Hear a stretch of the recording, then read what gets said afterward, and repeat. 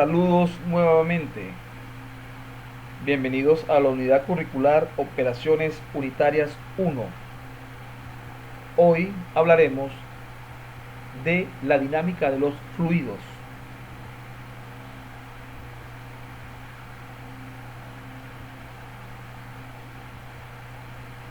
Para iniciar con el tema, hablaremos de la ecuación de la continuidad.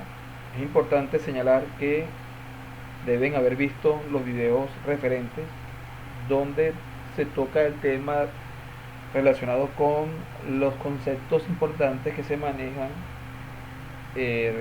con los fluidos y la dinámica del mismo, igual que la estática. Sin más preámbulo, daremos inicio entonces a lo que es la ecuación de la continuidad. Esta ecuación es la relación que existe entre el área y la velocidad que tiene un fluido en un lugar determinado.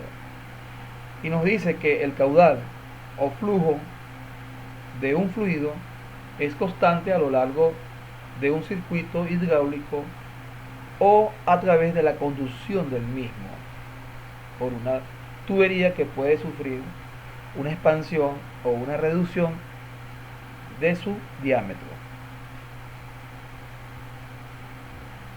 Podemos llevar acá una tubería que sufre una reducción.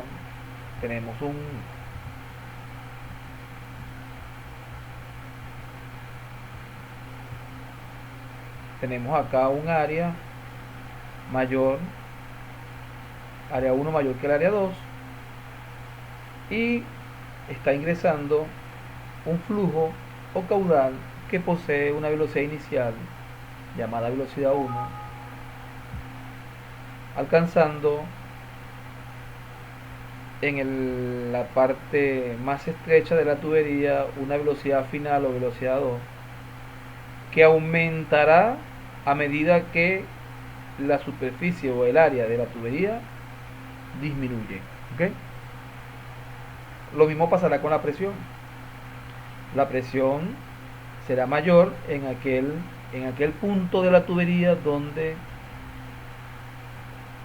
el área de la misma o diámetro de la misma sea menor. Lo que especifica la ecuación de la continuidad es que el caudal que tenemos inicialmente, es decir, el caudal 1, será el mismo a la salida de la tubería, es decir, caudal 2. Por lo tanto, el caudal no varía durante la conducción de ese fluido a través de la tubería. Lo que varía son las velocidades y las presiones debido a la expansión o reducción de la misma. Entonces, tenemos que primero definir qué es eso de flujo o tasa de flujo volumétrico, llamada también caudal. No es más que un volumen de fluido que pasa a través de una sección transversal dada por unidad de tiempo. Es decir, volumen en función de tiempo. Podemos también escribir que el volumen es una porción el volumen de una porción de un fluido en una tubería. Nos quedaría igualmente el área por su trayectoria. Aquí especifica la sección transversal del fluido y de el ancho de la porción del mismo. Entonces queda resumida que si caudal es volumen en función del tiempo, y volumen a su vez es área por distancia recorrida o trayectoria. Pero si nos damos cuenta, distancia en función del tiempo es velocidad. Por lo tanto,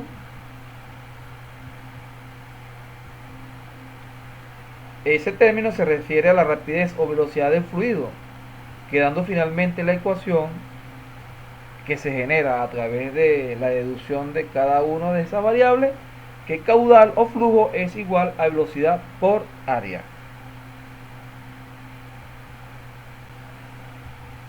Entonces, podemos decir que el caudal que ingresa a la tubería es el mismo con el mismo de salida. Es decir, el caudal 1 será igual al caudal 2. Pero caudal sabemos que es igual a velocidad por área, por lo tanto caudal 1 sería igual a velocidad 1 por área 1, mientras que caudal 2 sería igual a velocidad 2 por área 2. Entonces nos quedaría esta fórmula. Área 1 por velocidad 1 es igual al área 2 por velocidad 2. Esto es lo que se conoce como la ecuación de la continuidad, donde A, por supuesto, es la superficie de las secciones transversales entre los puntos 1 y 2 del conducto, y B es la velocidad de flujo entre los puntos 1 y 2 de la tubería. Es importante también destacar que antes de hablar de dinámica es necesario hablar de estática. Dinámica se refiere a movimiento, estática a cuerpos en reposo. Entonces la estática será el estudio de los fluidos en reposo. Si nosotros quisiéramos determinar la presión hidrostática en un recipiente que contiene un líquido y ese líquido posee una densidad y que por encima de la superficie hay una presión determinada, ese tanque pudiera estar abierto o cerrado. Si está abierto, por supuesto, la presión ejercida sería la presión atmosférica. Y quisiéramos determinar el punto, una presión en un determinado punto de ese recipiente, entonces esa presión que estaría por debajo de la superficie es la que se conoce como presión hidrostática y está influenciada por la temperatura, por la altura y a su vez por la fuerza gravitacional y la densidad del líquido. Entonces esa presión, aquí podemos ver que si quisiéramos determinar la presión en este punto, llamada presión X, y que en la superficie de este recipiente en el cual está ingresando un líquido que se mantiene un caudal constante, pudiéramos entonces determinar cuál será la presión hidrostática ejercida en este punto, donde la presión en la superficie es la presión atmosférica, ya que este tanque se encuentra abierto, y a su vez este líquido posee una densidad y de la superficie al punto hay una altura. Entonces nos quedaría que esa presión hidrostática no es más que la presión ejercida en la superficie, aquí la tenemos como P sub 0, más la densidad del líquido contenido en el recipiente por la altura que existe desde la superficie del líquido hasta el punto, y la gravedad ejercida o que se ejerce sobre él. Esa es la forma de hallar la presión hidrostática en un punto dado. ¿Ok? Ahora hablaremos del principio de Bernoulli. ¿Qué es el principio de Bernoulli? Expresa que un fluido ideal, es decir, sin viscosidad ni rozamiento, en régimen de circulación por un conducto cerrado, la energía que posee el mismo permanece constante a lo largo de su recorrido. Es decir, que si yo voy a transportar un fluido de un punto a otro a través de una tubería, la energía requerida inicialmente será la misma energía con la cual el fluido abandona, o vamos a decirlo así, el sistema. Si estamos hablando de la conducción de un fluido mediante un sistema de bombeo, entonces entre la succión y la descarga de la bomba, el fluido, su energía permanecerá invariable. ¿Y cuáles son esas energías que están involucradas en el transporte de ese fluido a través de un sistema de conducción? Bueno, estas energías son las siguientes. Aquí podemos ver la ecuación de Bernoulli. Relacionamos varios términos. Vamos a deducir a qué se deben cada uno de esos términos. Esas energías se ven expresadas de la siguiente manera. Este término se refiere a la energía de flujo, que relaciona la presión y la densidad. La siguiente energía sería la energía cinética o de movimiento, que relaciona el medio de la velocidad al cuadrado. Otra energía que se debe al estado de referencia o reposo, que es la energía potencial, que no es más que la altura por la gravedad. Otro tipo de energía debida al esfuerzo mecánico siempre y cuando en el sistema de conducción esté un dispositivo de bombeo, como el caso de una bomba, denominada trabajo. Y por último, una energía que es cuantificable, como es el caso de las pérdidas por fricción debido a accesorios que están presentes en el sistema de conducción, llamada pérdidas por fricción. En conclusión, la ecuación o principio de Bernoulli nos dice que la energía que se requiere para transportar un líquido a través de un sistema de conducción desde un punto a otro, estas energías son las mismas en los estados iniciales y estados finales, es decir, entre los puntos 1 y 2, por lo cual permanecen invariables.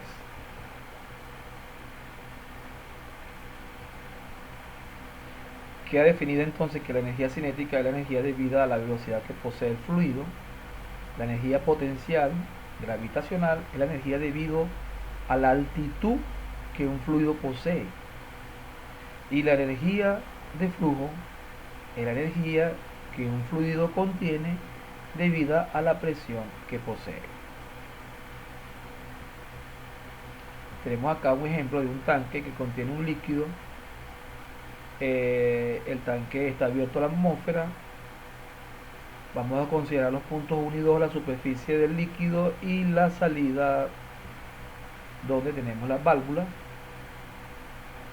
El caudal permanece constante debido a que va a ingresar líquido y por este lado va a salir líquido. La presión en la superficie es la presión atmosférica y la presión a la salida de la válvula, debido a que la misma está abierta, es la misma presión atmosférica, y que desde el nivel o desde la superficie del líquido hasta la válvula hay una diferencia de altura. Si aplicáramos la ecuación de Bernoulli entre los puntos 1 y 2, es decir, desde la superficie a la salida de las válvulas, nos quedaría de la siguiente manera. Eliminaríamos ambas presiones, ya que en ambos puntos está influenciado por la presión atmosférica. La velocidad 1, debido a que el nivel permanece constante, es igual a 0 o tiende a 0. La altura 1 la vamos a denominar punto de referencia, punto de partida, también la pudiéramos igualarla a 0.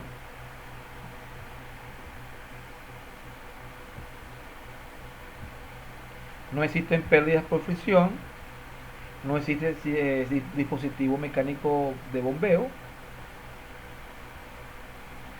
y la velocidad 1 tiende a 0. Por lo tanto quedaría, habíamos dicho que esta altura pudiéramos tomarla como nivel de referencia, pero tiene un valor 0, la vamos a dejar en la ecuación, ya que si aquí tenemos un nivel altura 2 desde la superficie hasta acá, la altura 2 si sería 40 metros de altura, la altura 1 sería 0, por lo tanto sigue siendo la diferencia 40. Entonces nos quedaría la ecuación así: la velocidad final a la salida de la tubería o de la válvula estaría influenciada por la diferencia de altura, altura 1 menos altura 2, ambas multiplicadas por la gravedad. Sacamos factor común y decimos que H1 menos H2 lo vamos a denominar o delta H, o diferencia de altura. Nos quedaría diferencia de altura por gravedad.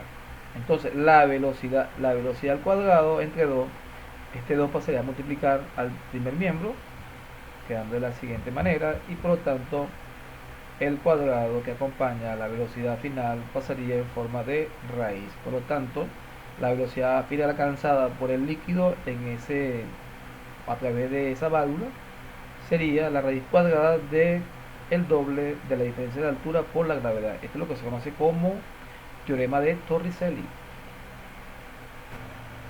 A continuación daremos un ejemplo del transporte de un líquido a través de un tanque de almacenamiento a otro que se encuentra situado o elevado por encima de este.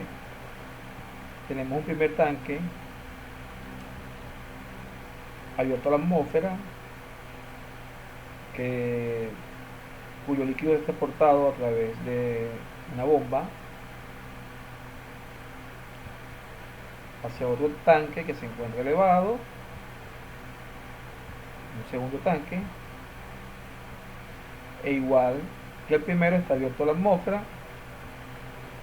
Hay una diferencia de altura entre el nivel de la superficie de ambos tanques.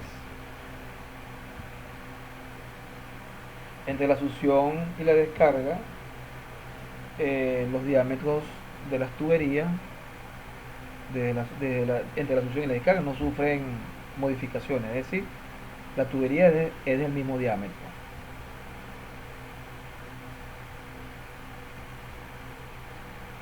Nos piden entonces determinar la eficiencia de esa bomba, la eficiencia que la bomba requiere para transportar este fluido, que pudiera ser agua, desde este tanque situado en la superficie a otro más elevado.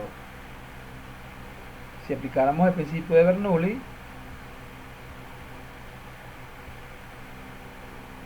tenemos que primero hacer unas consideraciones. Primero que nada, sabemos que ambos tanques están ventilados a la atmósfera, por lo tanto la presión en uno es igual a la presión 2. El tramo de conducción no sufre expansión o reducción, es decir, la tubería posee el mismo diámetro. Por lo tanto, el área 1 sería igual al área 2 por ser los diámetros iguales, y a su vez la velocidad 1 sería igual a la velocidad 2 por el principio de la ecuación de continuidad. Ok. Es decir, que la velocidad no varía. La altura 1 se considera punto de referencia, por lo tanto H1 o altura 1 sería igual a 0.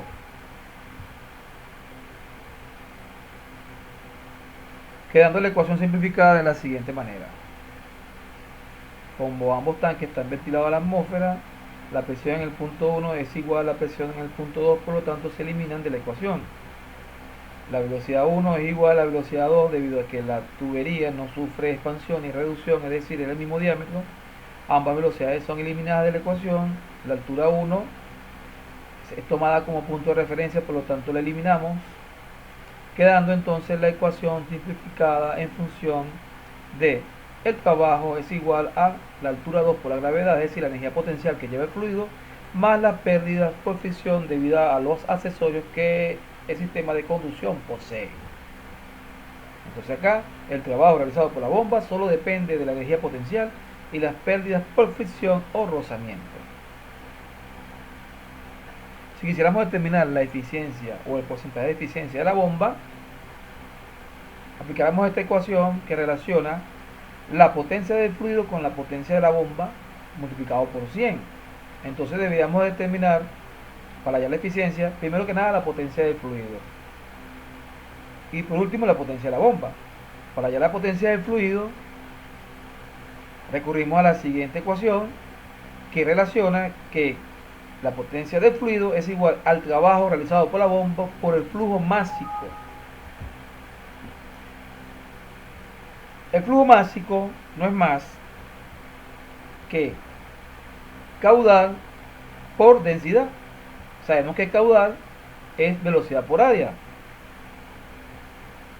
Entonces la potencia de la bomba, una vez hallada la potencia del fluido, la podemos determinar a través de las especificaciones reflejadas en la placa o datos del fabricante. Por ejemplo, tenemos una bomba de media HP.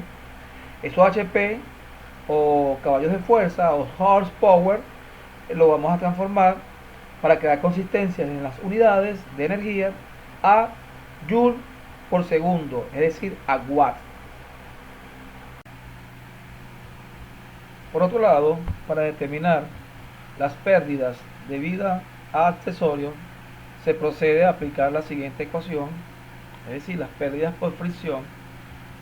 Empleamos esta ecuación que relaciona el factor de fricción, la velocidad lineal que lleva el fluido, y la sumatoria de longitud recta, que es la debida a lo que representa la longitud de accesorio más el tramo de conducción de la tubería, es decir, la conducción lineal de la tubería, y que es inversamente proporcional al diámetro interno.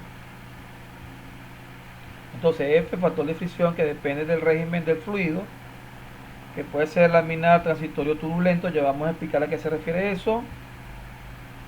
La sumatoria de longitud recta, o sea, es decir, las tuberías más los accesorios. El factor de fricción se determina a partir del número de Reynolds. El número de Reynolds es directamente proporcional, es un número adimensional que describe el comportamiento de un fluido. O sea, bajo qué régimen ese fluido se conduce mediante una tubería o cualquier sistema de conducción. Entonces relaciona la velocidad, la densidad, el diámetro interno de la tubería y la viscosidad. Es decir, a medida que ese fluido, su viscosidad aumenta, el número de Reynolds será menor. Mientras que la viscosidad sea menor, su número de Reynolds aumentará. ¿Ok? Es decir, que los fluidos muy viscosos presentan un número de Reynolds muy bajo. Aquellos valores que estén por encima de 4000 describirán que ese fluido se comporta bajo un régimen turbulento, mientras que aquellos que tengan un número de Reynolds por debajo de 2000 se comportan bajo régimen laminar.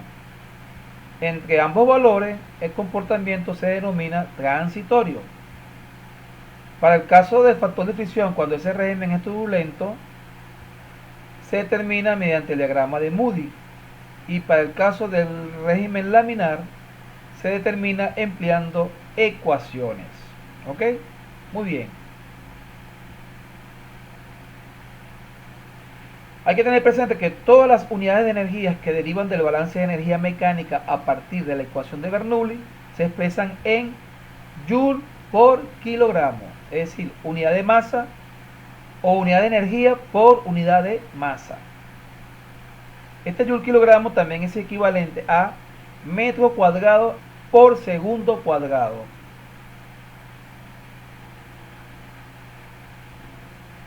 Para la determinación de las pérdidas por accesorio vamos a proceder de la siguiente manera. Acá tenemos un ejemplo de un sistema de conducción, dos tanques que se conducen desde el primer tanque al segundo, que está situado por encima del primero. Una tubería que presenta una longitud recta desde la succión 40 metros y desde la descarga en adelante 80 metros.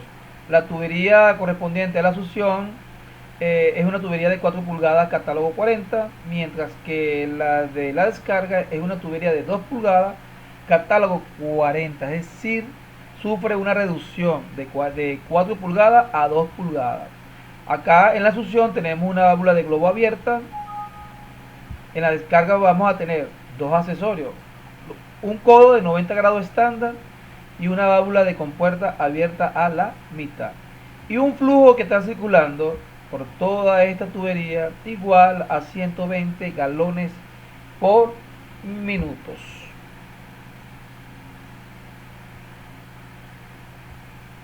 El procedimiento para la determinación de las pérdidas por fricción es como sigue. Primero que nada vamos a recurrir a determinar el LD, ¿verdad?, o la longitud equivalente para distintos accesorios. En este sentido vamos a tener los accesorios que están localizados en el sistema de conducción, como son codo estándar de 90 o codo de 90 grados estándar. Su LD correspondiente es 30. Para el caso de la válvula de compuerta abierta a la mitad es 160, y para el caso de la válvula de globo abierta completamente es o corresponde a 340. Para la determinación del coeficiente de pérdida debido a la reducción de la tubería, es decir, de 4 pulgadas a 2 pulgadas, se procede aplicando la siguiente ecuación. vemos que para encontrar ese coeficiente de pérdida relacionamos el diámetro menor y mayor de la tubería. Al aplicar esta ecuación que dice que 1 menos el diámetro menor elevado al cuadrado entre el diámetro mayor elevado también al cuadrado, sustituyendo los valores, sabemos que el diámetro menor es de 2 pulgadas y el mayor de 4 pulgadas.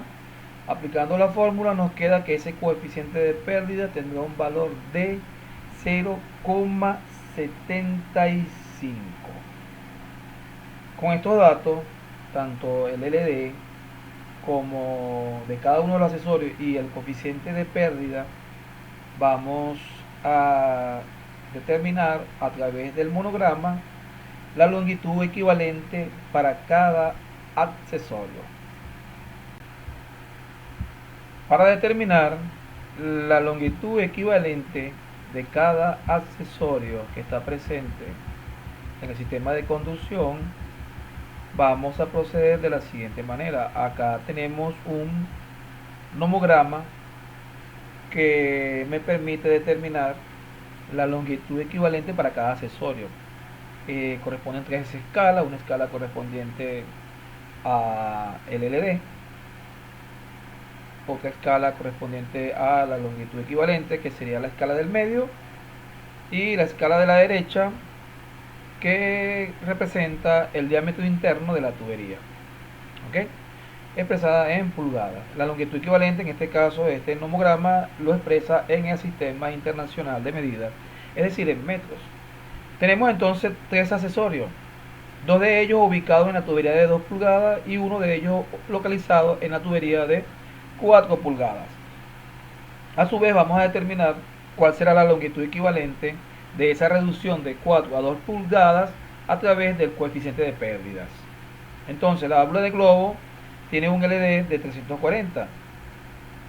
Para el codo 90 grados estándar, su LD correspondiente es 30, y la válvula de compuerta abierta a la mitad, su LD correspondiente es 160. Vamos a colocar un ejemplo.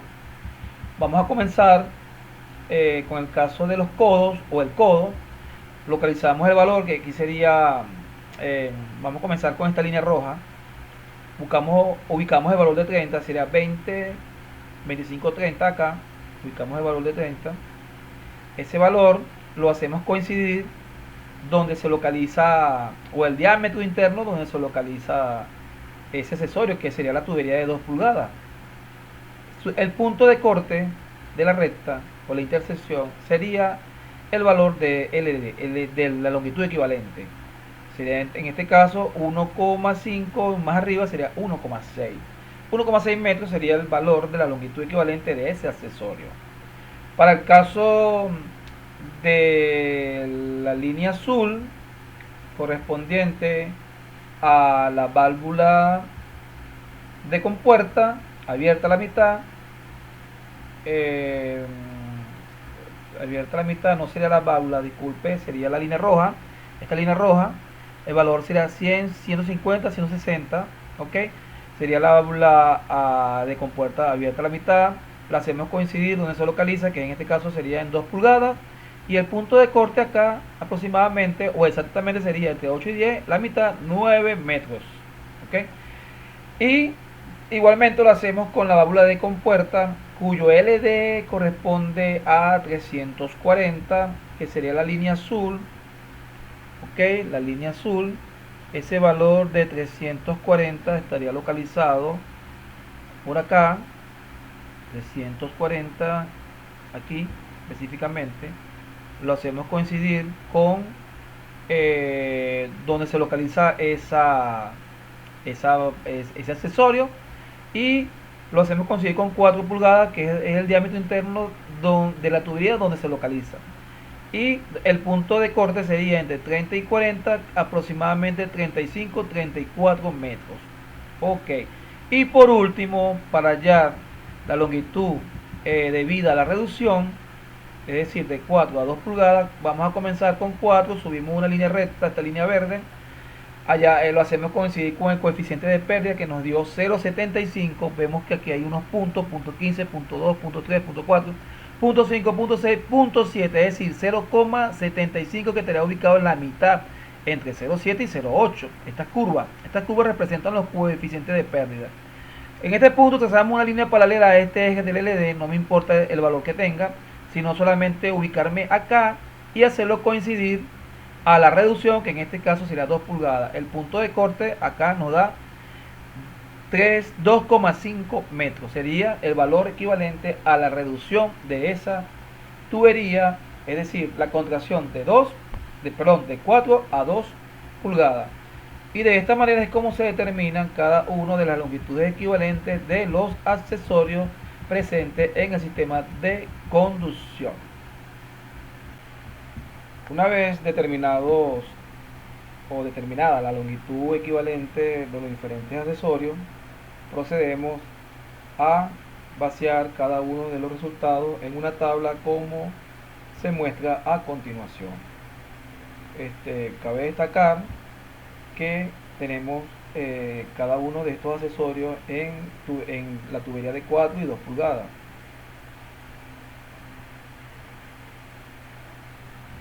Podemos entonces totalizar que la longitud total que representa tanto los accesorios como la longitud recta de la tubería o de ambas tuberías, en este caso la de 4 pulgadas nos dio como resultado que en accesorio representa 35 metros, y si le sumamos la longitud recta da un total de 75 metros. Para el caso de la tubería de 2 pulgadas, la longitud equivalente en accesorio nos dio como resultado 1,6, 9 y 2,5. Sumando estos valores más 80 nos dará como resultado 93,10 metros.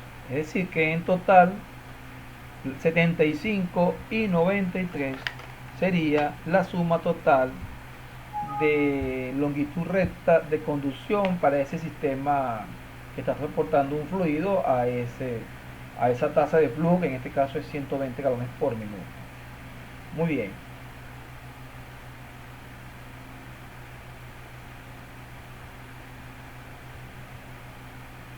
Para el caso de la determinación de las pérdidas por fricción, vamos a emplear la siguiente ecuación, que relaciona el factor de fricción, la velocidad lineal al cuadrado de la sumatoria de longitud recta, que lo acabamos de determinar, y el diámetro interno de la tubería.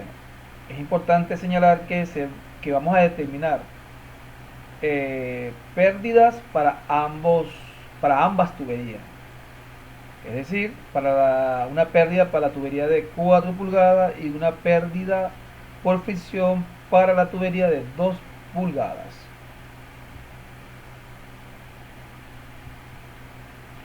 Para determinar la velocidad de flujo, que es lo primero que nos piden en la ecuación, es necesario, a partir de la fórmula de caudal, que caudal relaciona que no es más que velocidad por área, despejando velocidad, nos quedaría que la velocidad sería la relación existente entre el caudal y el área de la tubería. Para determinar el caudal, hacemos una transformación de galones por minuto a metros cúbicos por segundo, empleando estos dos factores de conversión, y de esta manera vamos a transformar de galones por minuto a metros cúbicos por segundo, correspondiendo así que 120 galones por minuto son equivalentes a 0,0075 metros cúbicos por segundo. En pocas palabras, 7,5 por 10 a la menos 3 metros cúbicos por segundo. Ok. Para el caso del área aplicamos esta fórmula, pero antes de aplicar o calcular el área de la tubería, debemos recurrir a esta tabla de tubería de acero comercial, con el tamaño nominal que se da en cada caso para el sistema de conducción. Tenemos en este caso 4 pulgadas y 2 pulgadas. Para cada uno de este tamaño nominal en pulgadas le corresponde un diámetro interno y un diámetro exterior. En este caso el diámetro exterior no nos va o no lo vamos a necesitar para el efecto de cálculo, sino el diámetro interno, ya que por el interior de la tubería es que se conduce el fluido. Entonces, fíjense, para el caso de 4 pulgadas, el diámetro interno corresponde a 4,026 pulgadas, y para el caso del diámetro interior de la tubería de 2 pulgadas es equivalente a 2,067 pulgadas, correspondiente para una tubería específicamente catálogo 40. Una vez obtenidos los diámetros internos para ambas tuberías, procedemos entonces a determinar el área de ambas aplicando la siguiente ecuación, tomando en consideración que el diámetro interno, según la tabla de tubería de acero comercial tamaño nominal 4 pulgadas, catálogo 40 o cédula 40, que es igual a 4,5 pulgadas, lo transformamos mediante un factor de conversión para trabajar en la consistencia de las unidades en el sistema internacional de medidas, y eso es equivalente a 0,1143 metros. Ese valor lo sustituimos en la ecuación o en la fórmula del área y nos da como resultado que el área interna para la tubería de 4 pulgadas es de 0,0103 metros cuadrados.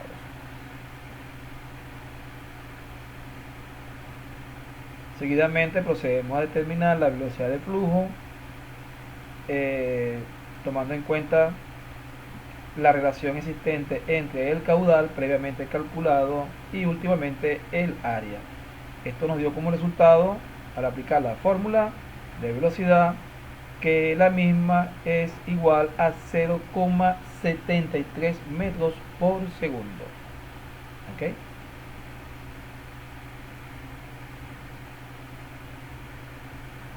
Con relación al número de Reynolds, que relaciona la velocidad, la densidad, el diámetro interno y la viscosidad, sabiendo que se trata de agua, determinamos la viscosidad de agua. Es importante señalar que esta viscosidad va en función de la temperatura. Supongamos que esa temperatura que está circulando, o la temperatura del agua que está circulando por el interior de la tubería, es de 20 grados Celsius. Entonces determinamos por interpolación en la tabla de datos de viscosidad del agua, y encontramos que ese valor, que está comprendido entre 0 y 50 grados Celsius, el valor de 20 corresponde, según interpolación, a 1,30 centipoise, que es un valor o una unidad de viscosidad. Estos centipoise lo debemos transformar a la unidad en el sistema internacional en que se expresa la viscosidad, como lo es kilogramos por metro por segundo, y eso da una equivalencia de 1,3 por 10 a la menos 3 kilogramos metros por segundos. De igual manera, la densidad del agua la vamos a tomar aproximadamente a 1000 kilogramos metros cúbicos. Cabe señalar que esta densidad va a variar, al igual que la viscosidad, con la temperatura.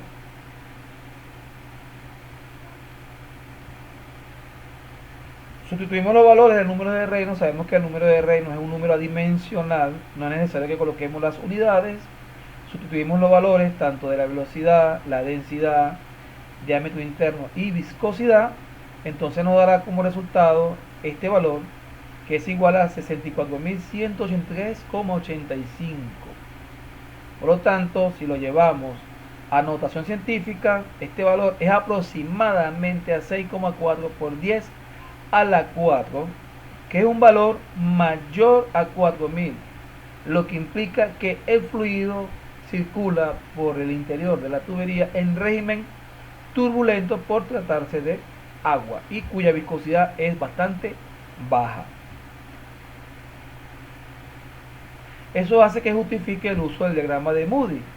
Cuando la viscosidad, cuando el número de Reynolds nos da que es turbulento, debemos recurrir al uso del diagrama de Moody para determinar el factor de fricción. Por lo tanto, el diagrama es el siguiente. Tenemos acá unas curvas que relacionan los diámetros internos de la tubería, el número de Reynolds en la escala de las ordenadas, y en el eje de las abscisas tenemos el valor del factor de fricción. Muy bien. Entonces, la forma como vamos a proceder es la siguiente. Ubicamos el valor de la potencia correspondiente al número de Reynolds que acabamos de calcular, que en este caso nos dio 6,4 por 10 a la 4, aproximadamente 64.000. Esta escala que parte de 10 a la 4 en adelante, podemos ver 10 a la 4, acá 10 a la 5, 10 a la 6, 10 a la 7, y así sucesivamente hasta llegar a 10 a la 8. Entonces aquí sería 10.000, 20.000, 30.000, 40.000, 50.000, 60.000, 70.000, 80.000, y así sucesivamente. Nuestro valor tendremos que localizarlo entre 6 y 7, justamente en la mitad. Entonces procedemos a trazar una línea vertical que corresponde aproximadamente a 6,4 por 10 a la 4. El número de Reynolds lo hacemos o lo interceptamos con la línea o la curva que corresponde al diámetro interno de la tubería, que en este caso es 4 pulgadas, que es la tubería a la cual estamos evaluando las pérdidas por fricción. Acá podemos ver, se dificulta un poco debido a lo pequeño de la imagen. Una vez que localizamos ese punto de intersección con la curva correspondiente al diámetro interno, trazamos una línea recta perpendicular al eje que corresponde al factor de fricción, y la intersección nos dará entonces el valor correspondiente al mismo, dándonos en este caso que es igual a 0,022. Muy bien.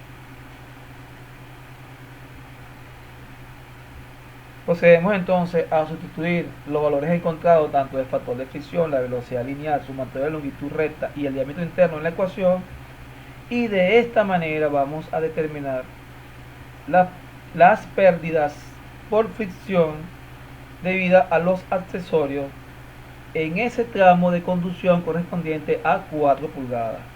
En este caso nos dará como resultado 3,85 metros cuadrados por segundo cuadrado, que es equivalente a 3,85 joules por kilogramo, es decir, unidades de energía en función de la masa. Este mismo procedimiento se debe realizar para la tubería de 2 pulgadas, ok, y finalmente para efectos del balance de energía, ya sea para determinar la potencia de la bomba o la eficiencia de la bomba, esas dos pérdidas deben sumarse, y esas serían las pérdidas de energía total o las pérdidas por fricción total que se generan debido al accesorio en el diseño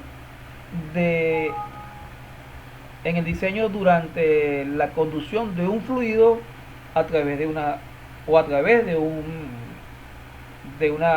tubería o de un sistema de conducción. Entonces no queda más nada que decir, y gracias por su atención, y nos veremos en una próxima oportunidad.